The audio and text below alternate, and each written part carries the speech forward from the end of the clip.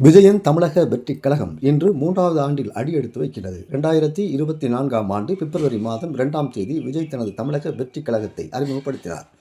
அதன் பிறகு தமிழக அரசியல் கிழமையே மாறிவிட்டது என்று சொல்லலாம். இன்று தமிழக அரசியல் மொத்தமும் விஜயை சுற்றிதான் நடந்து கொண்டிருக்கிறது. கூட்டணி பேச்சுவார்த்தை தொடங்கி வெற்றி வாய்ப்பு யாருக்கு என்பது வரை அனைத்தும் தமிழக வெற்றிக் கழகம் பேசும் பொருளாக இருந்து வருகிறது. குறிப்பாக நடத்தப்படும் கருத்து கணிப்புகளில் தமிழக வெற்றிக் கழகம் நல்ல ஒரு வாக்கு சதவீதத்தை வாங்கும் என்று கூறப்படுகிறது. இன்று பனையூரில் உள்ள கட்சி அலுவலகத்தில் 3ஆம் ஆண்டு தொடக்க விழா நடைபெறவுள்ளது. இந்த நிலையில் விஜய் தொண்டர்களுக்கு கடிதம் எழுதியுள்ளார். என் நெஞ்சில் குடியிருக்கும் தோழர்களே வணக்கம். நாம் உயிரினை இதயமாக்க தமிழக வெற்றிக் கழகத்தின் மகிழ்ச்சிகரமான 3ஆம் ஆண்டு இன்று தொடங்குகிறது. 2 ஆண்டுகள் இயல்பு தாண்டியும் நிறைவு செய்து நீள்கிறது. நாம் அரசியல் பெரும் பயணம் முதன்மை அரசியல் சக்தியாக பரிணமிக்கும் முன்பே மக்கள் இயக்கமாக மக்களோடு மக்களாக கலந்து நின்றவர்கள் நாம். இதை நாடறியும் நல்லவர்கள் அறிவார்கள். ஒன்றை மட்டும் உறுதியாக சொல்லலாம். சலனங்களை புறம்தள்ளி சமநிலை தவறாத அளக்க வியலாத ஆழ்கடல் தாவேகா. எவராலும் விளக்க இயலாத விரிவானம் தாவேகா. அத்தனை இலக்குகளையும் அர்ப்பணிப்புடன் வெல்லும் சாமானிய மக்களுக்கு அதிகாரம் அரசியல் வெற்றி போர் முரசும் தாவேகா தான். 2026 சட்டமன்ற தேர்தல் களம் இதுவரை இல்லாத புதிய சூழலை சுமந்து நிற்கிறது.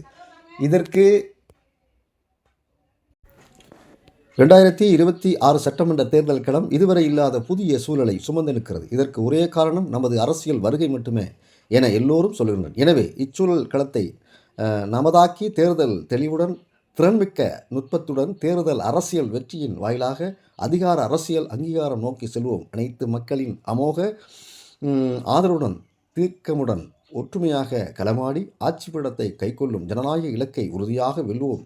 நல்லதே நடக்கும். வெற்றி நிச்சயம். என் நெஞ்சில் குடியிருக்கும் தோழர்களுக்கு வணக்கம். நாம் உயிரினை இயக்கமான தமிழக வெற்றிக் கழகத்தின் மகிழ்ச்சிகரமான 3ஆம் ஆண்டு இன்று தொடங்குகிறது. 2 ஆண்டுகள் இயல்பாகவும் இயல்புக்கு தாண்டியும் நிறைவு செய்து அரசியல் பெரும்பான்மை முதன்மை அரசியல் சக்தியாக என்று சொல்லியிருக்கிறார். தேசிய ஜனநாயக கூட்டணி தங்களது கூட்டணி உறுதி செய்த நிலையில் மறுபுறம் திமுக கூட்டணி இன்னும் இழுப்பறியுள்ளது. காங்கிரஸ் கட்சி திமுகவுடன் தொடருமா அல்லது தமிழக வெற்றிக் கழகத்துடன் கூட்டணி வைக்குமா என்று பேச்சு பரவலாக இருந்து வருகிறது. இந்த வாரத்தில் அதற்கான அறிவிப்பு வெளியாகும் என்று எதிர்பார்க்கப்படுகிறது. மேலும் ராமதாஸ் மற்றும் தேமுதிக யாருடன் கூட்டணி வைப்பார்கள் என்பது எதிர்பார்ப்பு நிலை வருகிறது. அதிமுக கூட்டணிக்கு செல்வார்களா அல்லது தமிழக வெற்றிக் கழகத்தில் இணைவார்களா என்று எல்லோரும் எதிர்பார்த்து காத்திருக்கிறார்கள். ஆடும் அசைந்த மாதிரி தெரியவில்லை. இது